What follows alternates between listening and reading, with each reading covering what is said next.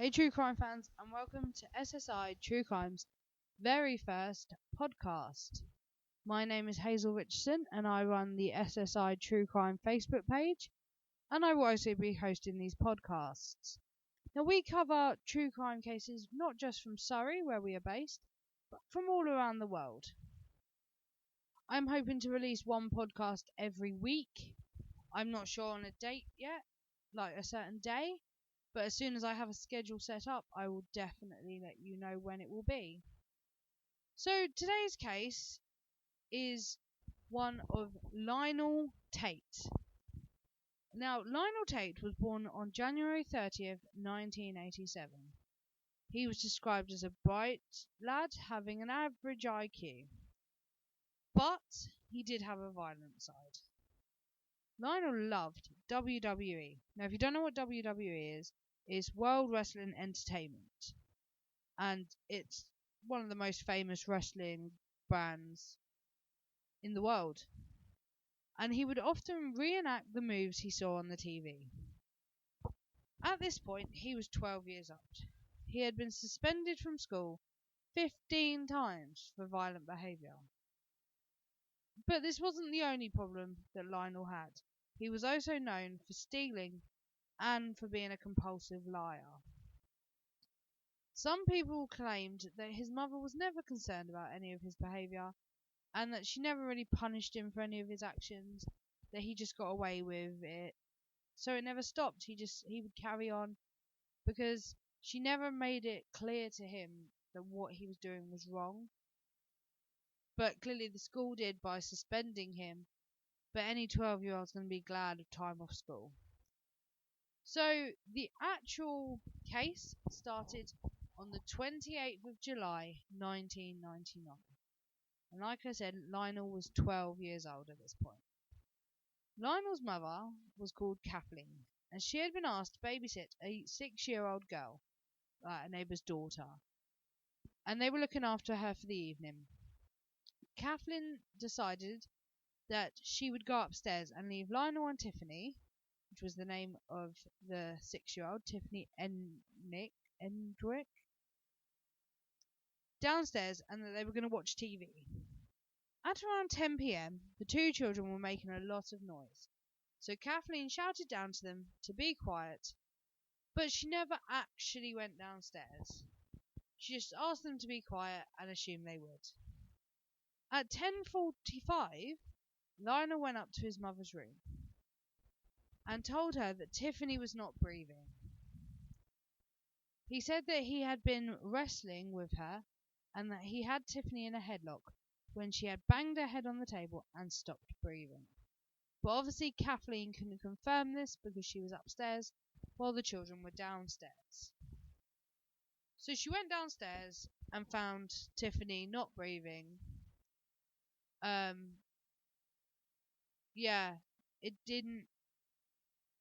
There was no way of saving her. So they obviously called an ambulance and the police. So an autopsy was done on Tiffany, showing that she had 35 injuries, which obviously this proved that Lionel's version of what happened isn't exactly the truth. Now, of these 35 injuries, there was a fractured skull, broken ribs, bleeding to her brain, and multiple bruises that covered her entire body. They ruled that it was believed Tiffany suffered a severe beating, and it was estimated that the beating would only have lasted about 5 minutes, but the injuries were consistent with the same as if she had fallen 3 stories. Now that's quite a fall, and that's quite a lot of injuries, so it was clear it wasn't just from a bang on the head. So, in 2001, Lionel went on trial for the murder of Tiffany. It was decided that he would be tried as an adult, even though, at the time of the murder, he was only 12 years old. He was offered a plea deal. If you don't know what a plea deal is, it's basically when they say if you plead guilty, we will give you something. So his plea deal was that if he pleaded guilty to second-degree murder, then he would get 3 years in prison and then a year house arrest. And after the house arrest, he would have 10 years of probation. This was a pretty good plea deal, but Lionel and his mother turned down the deal because they decided that he wasn't guilty and that he should plead not guilty, because they believed it was an accident, and that at the age of 12 years old, he didn't realise wrestling moves would kill Tiffany. So that was their defence. It was an accident and that he didn't deserve prison. During the trial, Lionel gave evidence.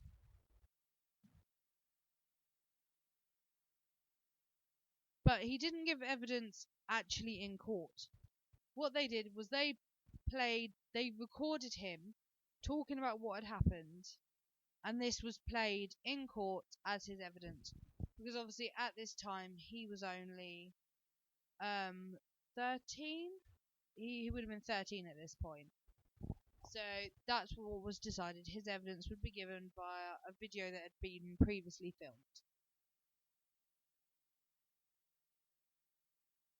He now claimed in this video that him and Tiffany were play fighting, and he was doing wrestling moves on her when she fell to the floor and started crying like a baby. So this is different to what he had originally said to his mother, because he said a headlock and she had banged her head. But now he was saying that there was other moves involved and that she had fell to the floor crying, which proves that she hadn't just stopped breathing, she was in a lot of pain.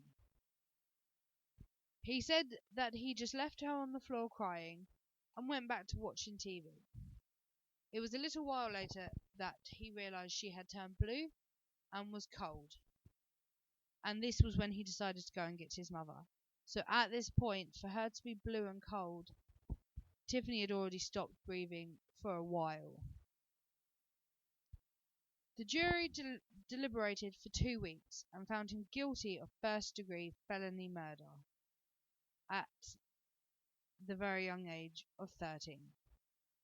Due to the law about being found guilty of this, Lionel was sentenced to life in prison with no chance of parole. This was due to the fact that he was tried as an adult and not a child. And so the sentence is an adult sentence instead of a child sentence. So he had no chance of parole, so he was told at the age of 13 he would spend the rest of his life in prison. At this point, Lionel cried as he was led away in handcuffs. At 13 years old, that was it. His life was going to be spent in prison. But Lionel had a lot of backing by a lot of people, and they believed that he was 12 years old when this happened, and that he should not have got life. They also believed that it was an accident and that he didn't understand at 12 years old that he was killing poor Tiffany. In 2003, they got an appeal, and it was discovered that Lionel had never actually received a psychic examination which would have determined if he was mentally capable of understanding what he did to Tiffany. And because of this, he actually never got a retrial, because Lionel was given the same plea deal again, that if he pleaded guilty, he would serve 3 years in prison, a year house arrest and 10 years probation instead of a retrial. And he had already served 3 years in prison by this point, so he would go straight into house arrest for a year and 10 years probation. Lionel at this time accepted the plea deal and was put on house arrest.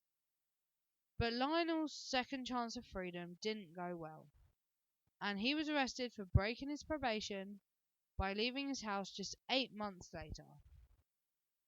So at this point, he was 13, 14, 15, roughly 16 years old. So he had left his house, and I believe he had an ankle bracelet. I'm not sure. But he was arrested, and he was found to have a knife on him at the time of his arrest. But a judge decided to be lenient on him again and not to send him back to prison, but just to add 5 years to his probation, meaning that his 10-year probation would now be 15 years old. 15 years probation, sorry. And Lionel was released again on house arrest.